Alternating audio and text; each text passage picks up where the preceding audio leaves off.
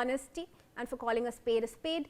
And in fact, viewers, I'm also now joined in by Abhijit Iyer Mitra, who's Senior Fellow at the Institute of Peace and Conflict Studies.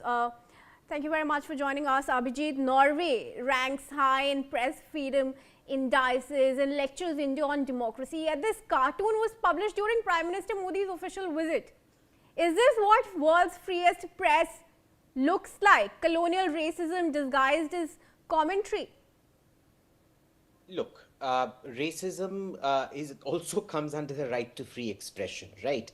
Let's talk about something different, which is the press freedom index itself, where 4 out of the 5 indicators are qualitative indicators. There is no transparency on who they've chosen. Yes. It's essentially a bunch of people sitting who we have no clarity about, the same NGO types that Ambassador Sibi George spoke about, who, sit and their whole business runs on creating a sense of fear and whatever, otherwise they won't get money. These same people sit on these ranking committees, give ranks and then say, please give us money because, freedom of speech is in danger somewhere and things like that. Yes. There is absolutely, despite repeated calls to the Press Freedom Index guys, they refuse to reveal who the so-called experts are. Yes. Now, when 4 out of 5 criteria are qualitative and not quantitative, what does that tell you? That means these are people's opinions masquerading around, and the quantitative element is just used to whitewash the opinions that are being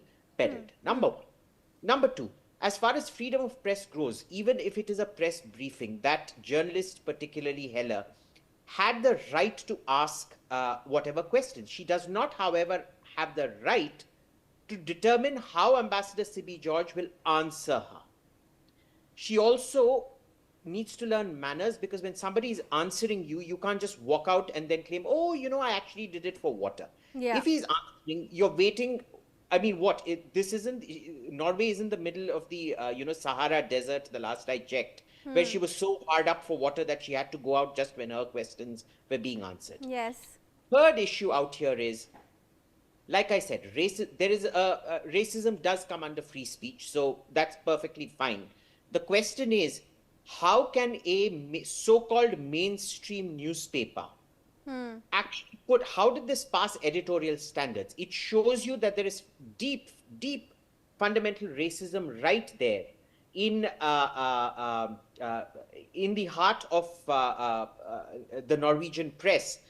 And the fact that it passed so many editorial checks and nobody even did it. It is not illegal. It is just disgraceful, shameful, and free press, sure, but best of luck to you being called anything other than a cheap third-rate tabloid.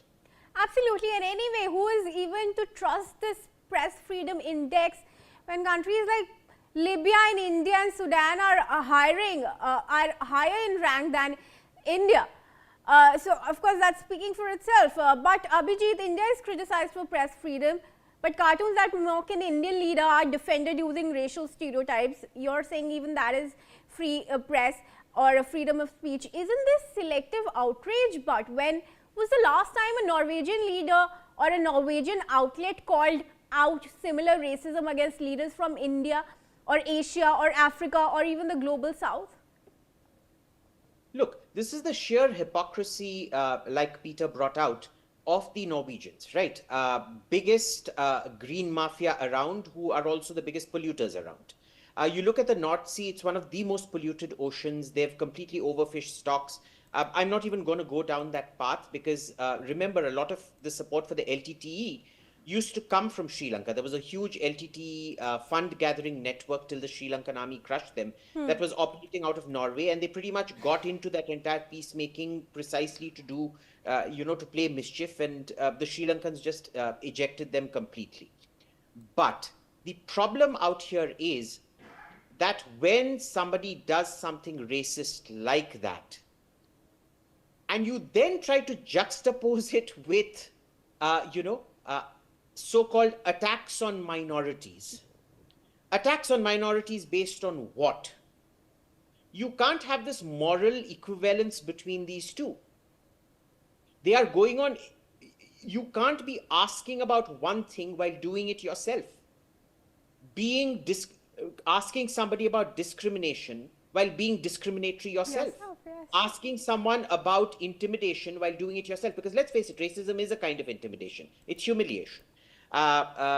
So, and they seem completely oblivious to it. And I'm not surprised. They tend to be, generally these Northern European countries, they tend to be very self-righteous and, quite full of themselves. They think of themselves as, quote unquote, the empire of norms. Well, best of luck to them.